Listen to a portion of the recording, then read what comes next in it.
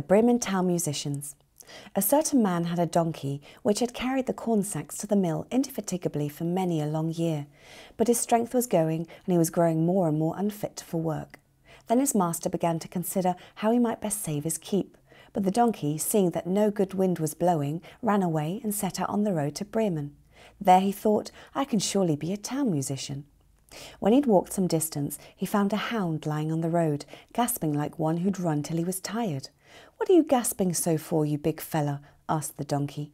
"Ah," replied the hound, "as I am old and daily grow weaker and no longer can hunt, my master wanted to kill me, so I took to flight. But now, how am I to earn my bread?"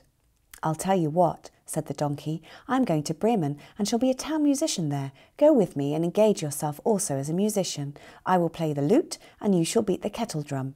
The hound agreed and on they went.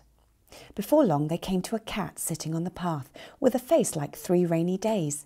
"Now then, old shaver, what has gone askew with you?" asked the donkey. "Who can be merry when his neck is in danger?" answered the cat. "Because I am now getting old and my teeth are worn to stumps, and I prefer to sit by the fire and spin rather than hunt about after mice. My mistress wanted to drown me, so I ran away. But now good advice is scarce. Where am I to go?" "Go with us to Bremen. You understand night music. You can be a town musician." The cat thought well of it and went with them.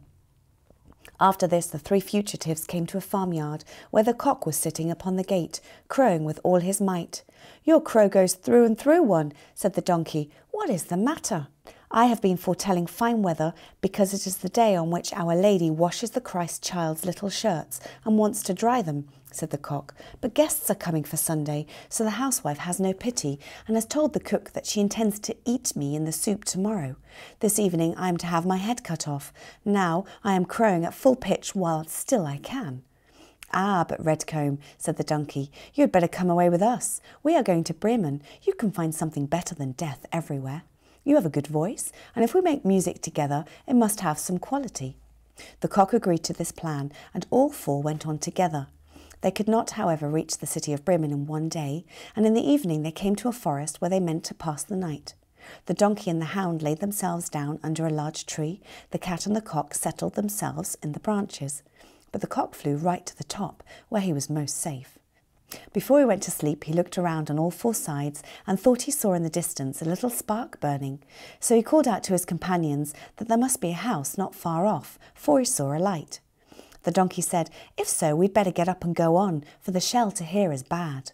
The hound thought too that a few bones with some meat on would do him good.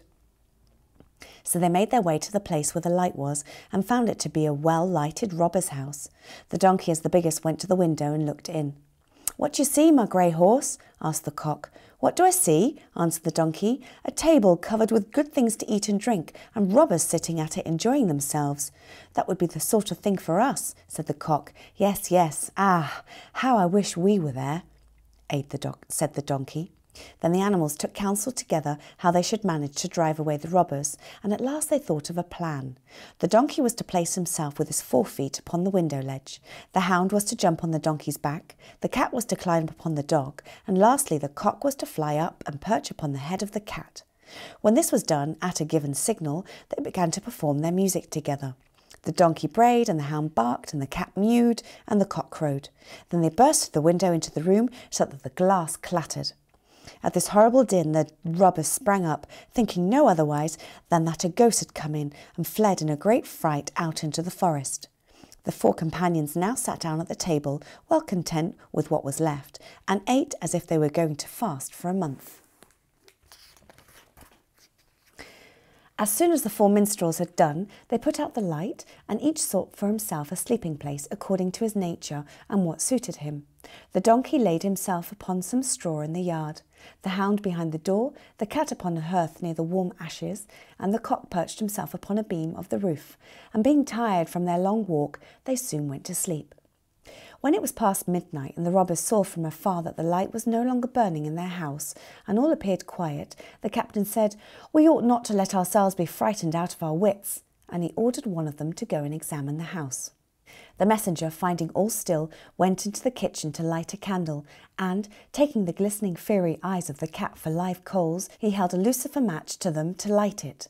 But the cat did not understand the joke, and flew in his face, spitting and scratching. He was dreadfully frightened, and ran back to the door, but the dog who lay there sprang up and bit his leg, and as he ran across the yard by the straw heap, the donkey gave him a smart kick with its hind foot. The cock, too, who had been awakened by the noise, and had become lively, cried down from the beam, "Cock-a-doodle-doo!" Then the robber ran back as fast as he could to his captain and said, "Ah, there is such a horrible witch in the house, who spat on me and scratched my face with her long claws. And by the door stands a man with a knife who stabbed me in the leg. And in the yard there lies a black monster who beat me with a wooden club. And above, upon the roof, sits the judge who called out, 'Bring the rogue here to me.' So I got away as well as I could." After this, the robbers did not trust themselves in the house again, but it suited the 4 musicians of Bremen so well that they did not care to leave it any more.